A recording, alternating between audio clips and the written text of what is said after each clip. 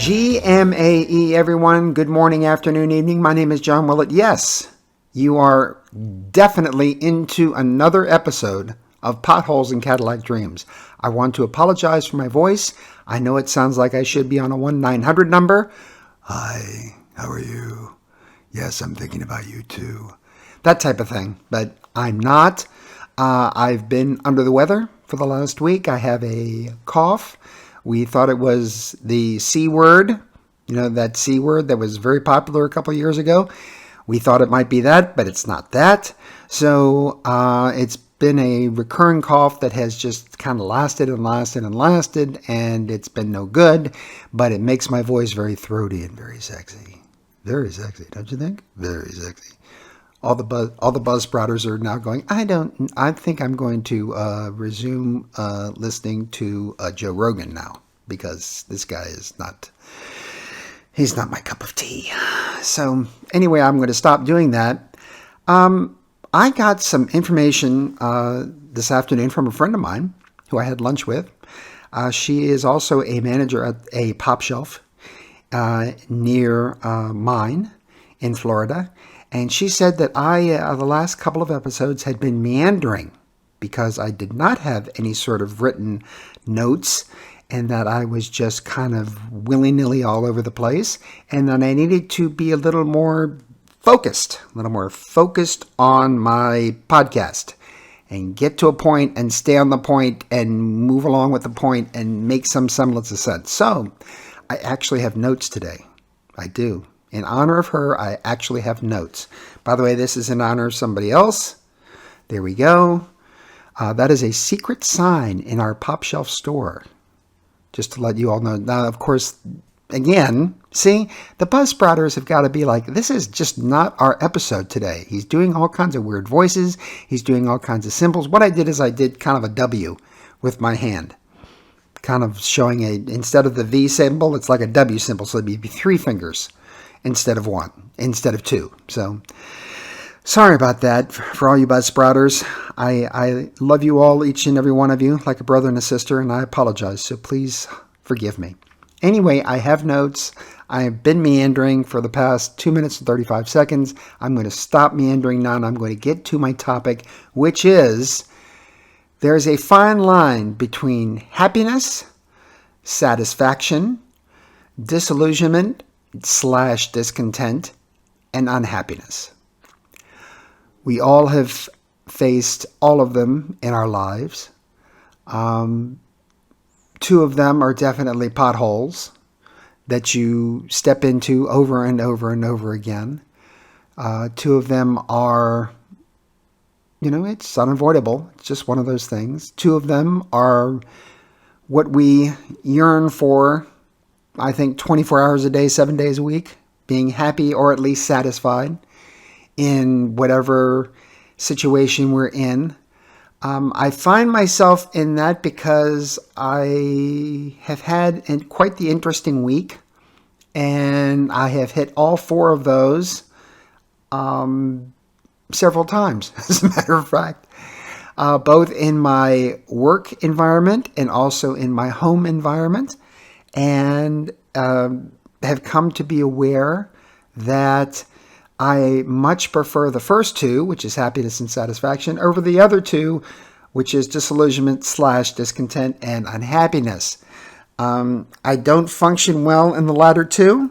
I don't do as much intelligent thinking. I do not handle discontent and unhappiness nearly as well as I handle happiness and satisfaction.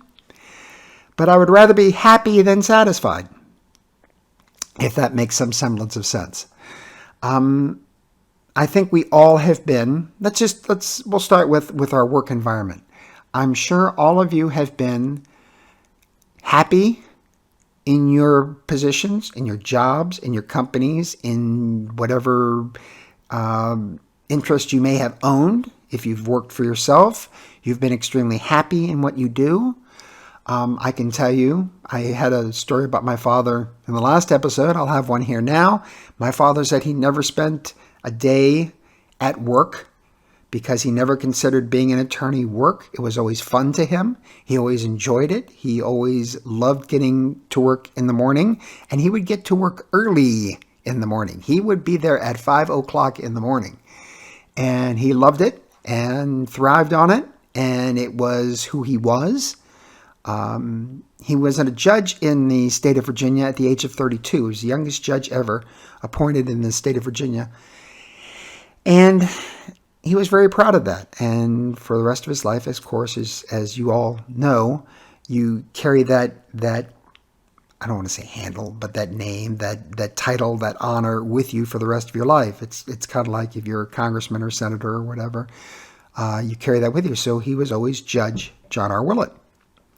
And he was very, very proud of that. And he was very proud of being an attorney. He was an attorney for 60 years. He retired at the age of 81 or 82.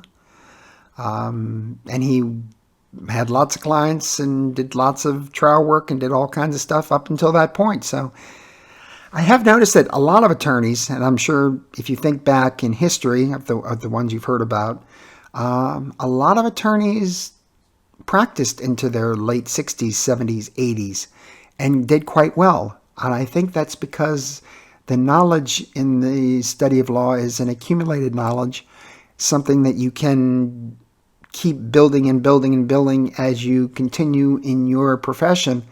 And I really do believe that he liked it. He just liked it. He thrived on it. I was able to see him in trial a few times, and he really liked being on the other side of a case. He loved having a defendant for a client. He loved divorces too. He was particularly mean during divorces. I remember he had a gentleman who he was representing, and this poor woman got on the stand and seemed like a very, very sweet, nice woman. Very lovely, very kind, seemed to me. And he basically, verbally, very slowly, very meticulously, with very, very exact strokes and methodology, slowly removed each and every one of her fingers, wrenched her arm out of her socket, and beat her to death with it on the stand. He made her into a blubbering, weepy, crying, screaming mess, and he did it just so deftly and so, I don't want to say kindly, because it wasn't really kind, but he did it in a very smooth, sophisticated way. It wasn't a bludgeon in the way that we think of it as a bludgeon, but it was a bludgeon. Let's be fair and honest about it. So my father loved the practice of law. He loved it. He lived for it. I have had other relatives who were not so fond of their positions in the workplace. There used to be a pulp mill in Millinocket, Maine, where most of my relatives were born and raised. And if you worked in the mill, it was basically your father worked in the mill, and then you worked in the mill, and then you just stayed in the mill, and you retired from the mill, and shortly after you died. And nobody really loved being in the mill. But they were in the mill because they were a union mill, and they got paid extremely well. And they were able to raise a family and buy a home and put food on the table and have a camp on the water and do all the things they wanted to do and have nice cars. But they didn't like it. Were they satisfied? Maybe. That's a maybe. It really all depends on the job. But they were never happy, I don't believe. I don't believe anybody worked at the mill that was ever happy. So, and then I've had other friends, like my best friend in the world. You've seen him on, I think it's episode 13, Jeff. He worked for one company his entire life, a defense contract audit agency. He ended as a supervisor, with them, had his own corner office. It stayed there all his life, so that's a whole bunch of years. What's 40 years in one job? Was he happy in it? I never heard him say he was happy in it. Was he satisfied in it? Yeah, probably. He was satisfied. I can tell you in his later years he was, because he didn't do much work. I mean, he actually had I hit my microphone. I apologize. He actually had a wall torn down so that he could extend his office so that he could put a couch in so he could take a mid-afternoon nap. So I think he was satisfied in his job, but was he happy? I don't think so. Very few people are happy in their jobs. Have I ever been happy in a job? Yes. I have been happy in a job. When I started the Man Store at Bar Harbor, for the first few years, I was happy in my job, even though I wasn't making any money. When I started the Cigar Guy, Discount Tobacco, was I happy in my job? Yes. For a few months, first few months, I was, because I was building something and was really enjoying what I was doing. Have I had jobs where I have not been happy? Yes, absolutely. Particularly here in Florida. I was in the commercial insurance business for 2 separate companies, and I had 2 jerks as bosses. I will not mention the names of the companies because, there's no need to give them any publicity as far as I'm concerned. But they were both jerks. And if they ever see this, they can complain, and I will call them worse than jerks to their face. And I can, because you've heard me say bad words on this podcast. I would do it. So I was very unhappy in those 2. Were there other jobs? Yes, there were. I was unhappy. I was unhappy at Allstate when I was studying to become a commercial insurance claims adjuster. It wasn't the best job in the world, but then they sent me to Illinois for training, and I met my friend Kim there, and the job got really, really good because I spent 3 weeks with her and then ended up spending a year and a half with her in Phoenix, Arizona. So the last few weeks of my Allstate job was terrific. But other than that, I really didn't particularly enjoy it. The job I was most happy in was regional manager of Frontier Fruit and Nut Company. That was way back when. That was 1980 to 1984. So that would be a long, long time ago. There have been other jobs. I tried to start a radio sports network twice and failed both times. I really never was unhappy doing that, but I was disillusioned. Yeah, disillusioned is good, because I thought it was going to be relatively easy both times, and it turned out to be disastrous both times, and that's why I've never tried it again. Even though I love radio, I'm one of the few, I think, in America that still loves radio and loves the power of radio and what radio can do. But disillusioned there. So anyway, I think we've all dealt in those 4 areas.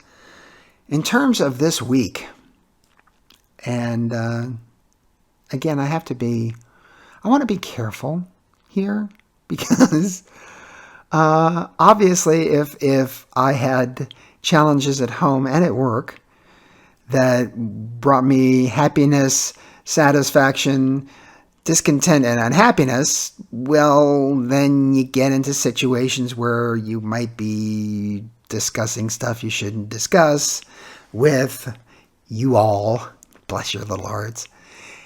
And I want to be sure that I tread the fine line. Anyway,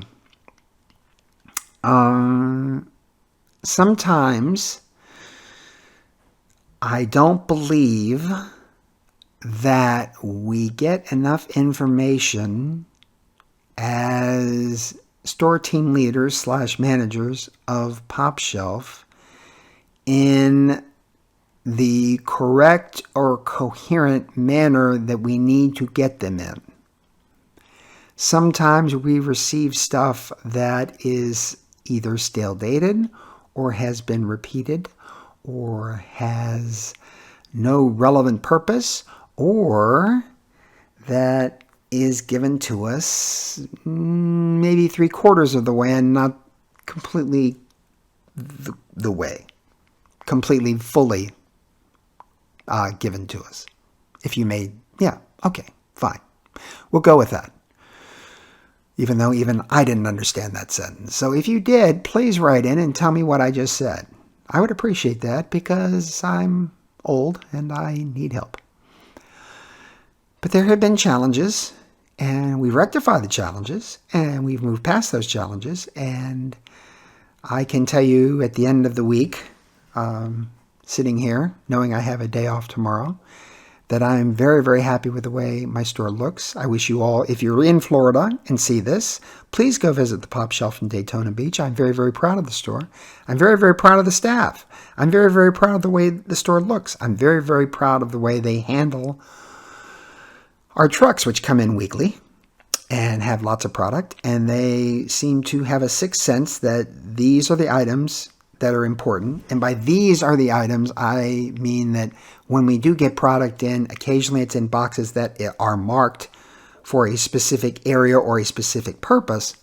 So what they do is they look for those boxes, get them on the shelf first, and then go from there to other products. So I'm very proud of the fact that they do that they understand that this is important and maybe this is not as important, and we can put that on the shelf Monday as compared to putting it on a shelf Friday.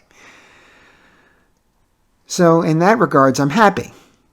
Matter of fact, when I was having lunch with my manager, I told her that there are moments that I really love my job. And I haven't loved a job in quite some time. I think maybe the last time I really loved a job that I had was for Acadian Boat Tours in Bar Harbor, Maine. I worked there for 3 years, and I loved that job and would go back there in a heartbeat if we actually lived in Maine, but we don't. I love that job. But that is one job that I did love. But from that point on, it's been chaotic. But there are moments in this job that I really, like when I came in today. I came into the store today and I just looked around and I thought, this is pretty good. We've done pretty well here. The front of the store looked great. Our core section looked great. The cash wrap looked good. The coolers looked full. I mean, I was really pleased. And I knew we hadn't gotten our truck in, so we had spaces that needed to be filled. But other than that, I was really pleased. So, yeah, there's some times that I really love my job. And in terms of my home life, my challenges were that I was a schmuck. By that I mean that there are certain things, and this is for any man or any woman. You should know this without me even having to say it. You do not leave your house, your apartment, your home, your wherever you live, and you do not leave it without saying goodbye to your significant other. Husband, wife, boyfriend, girlfriend, roommate, anybody. You just don't walk out of the house in a huff, and that's what it was, a huff, and do not say goodbye. Do not say I love you. Do not give a kiss goodbye if that is if you are so inclined. You don't do it. You don't do it because if you do it, you are going to be in all kinds of fucking trouble. Okay? All kinds. And so I did that a few days ago. Yes, I did. Yes, I did. My honey, bless her little heart, it upset me. She had said that I needed to put my earphones on to listen to something while we were sitting in bed. We like to have a cup of coffee in bed before I get up, take a shower, and get ready for work. And normally that is her practice time. She likes to sit for about 30 to 45 minutes, and she likes to read from a spiritual book and then write thoughts on her day and how she'd like her day to go. And it's a really, really good practice. It's what we call her morning practice. I am highly in favor of it. It starts her day off on a great point, and she's always in a much better mood when she gets it done. And I should have had that in mind when I screwed up, because I looked at something on YouTube, and I had the sound on, and she said, "Honey, could you please put your earphones on when, could you please put," and she said was, "Honey, could you please put your earphones on?" Okay. I said, "You don't put your earphones on when you're listening to something at night." That was the wrong answer. That was the wrong answer. What I should have said was, "Yes, dear." All right, everybody now, all of you that are watching me, all of you that are listening to me, repeat after me. Yes, dear. That's what I should have said. That would have been the smart move. No, I don't do the smart move. I do the stupid move. And I say something pissy like, "Well, you don't put your earphones on at night." Well, night's a different deal. She watches a bunch of Instagram videos, and they're always kind of weird and wacky, and occasionally she shows me one, and, But I shouldn't have brought that up. Well, you know how important this is to me. And I do know how important that is to her. I'm well aware of how important it is to her. Matter of fact, I bought her 3 notebooks that she could take notes in for her morning practice. That's how much I know this is important to her. No, that's not what I did. I didn't say yes, dear. I got up in a huff, did not say one word, took my shower, got dressed, did not say a word, walked out the door, got my stuff together, walked out, walked to my car, drove to work. No goodbye. No I love you. No kissy kissy. No lovey lovey. None. Zippy. No. Didn't do it. Nope. And went through 10 hours of hell. Just hell. Just hell. Just was one of those. Just hell. Went from happiness, satisfaction, disillusionment, discontent, and unhappiness. Just boom, boom, boom, boom, boom, boom, boom, boom, boom. Very unhappy. Very unhappy all day long. Finally, we made up, and of course, I was happy again. But that's just to give you an example. All week long, it has been that kind of this little, if you can imagine, on a board, there are the 4. There's happiness, there's satisfaction, there's discontent, there's unhappiness. And that in that order. So you're going top is happiness, satisfaction, discontent, disillusionment, and unhappiness. Okay? We covered that all week long. Just all over the place. And it has been very, very rough. And I don't like weeks like that. I'm very tired. As I'm talking to you, I'm actually talking to you on a Friday. Yes, I am. I'm so proud of myself.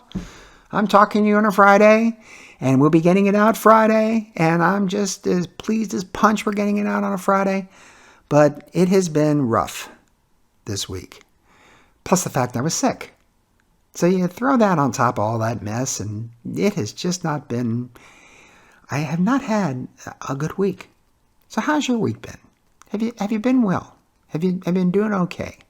Are you sharing this with folks? Because next week, and I'm not sure whether this is the one that I should really be spending the money, considering I'm all over the place yet again. Even though I did, I'm telling you, see, I have notes. Notes, there they are. I have notes. Just 4 words, but I have notes. See, Amy, I did exactly what you asked me to. I put notes down. I'm still meandering all over the place. I just meander. I meander. That's the way my brain works. It's scattershot. That's a good word. Scattershot. My brain is completely and totally scattershot, like a shotgun. I just kind of fly off and just goodness only knows. Ooh, it got real loud when I did that. So there we go. We're at the 25-minute mark. We have discussed happiness, satisfaction, discontent, and unhappiness. I hope that all of you listening to me are very, very happy, or at least satisfied with your current positions. Very happy, or at least satisfied with your choice of beloved. Happy, or at least satisfied with where you live. Happy, or at least satisfied with what you drive, which is very, very important. Happy, or satisfied with your neighborhood. Your neighborhood's important.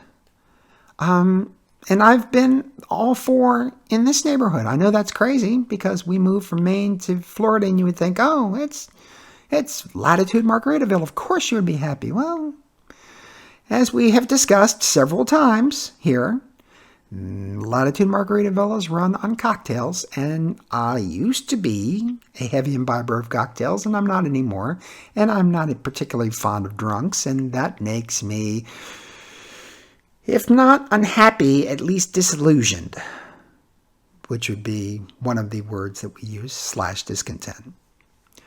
So, yeah, I hope for you, at least at this point in your life, wherever you are, be you 12 years old Gracie, or my 60-some folks that watch, that you are happy or satisfied with the present point in your life.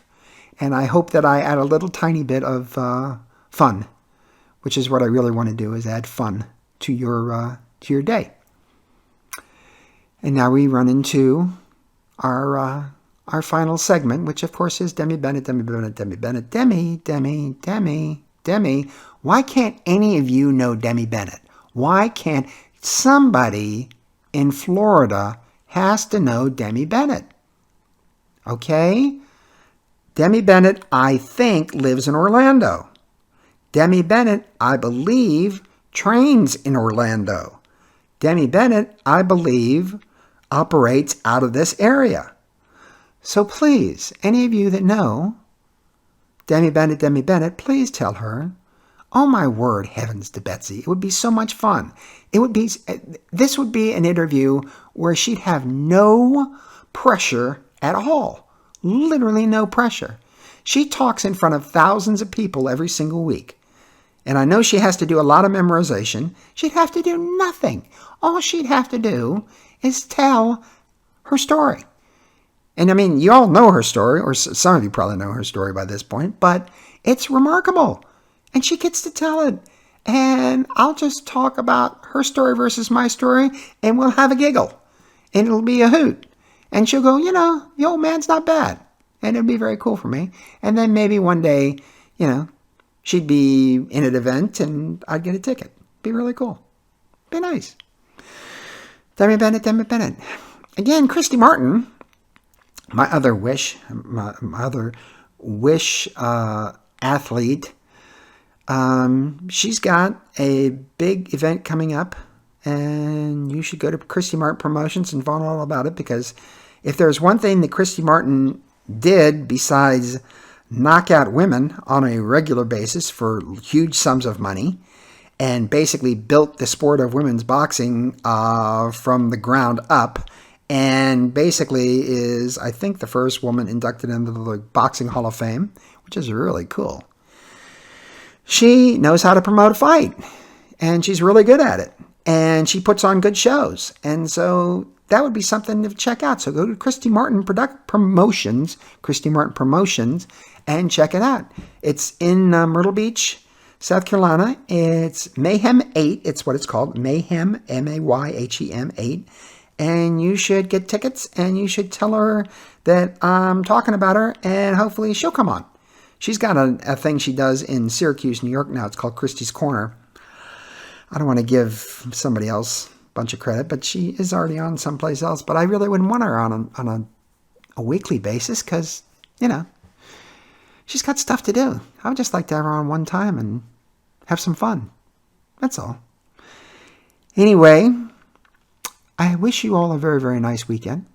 I wish you all a very, very nice week. I wish you all,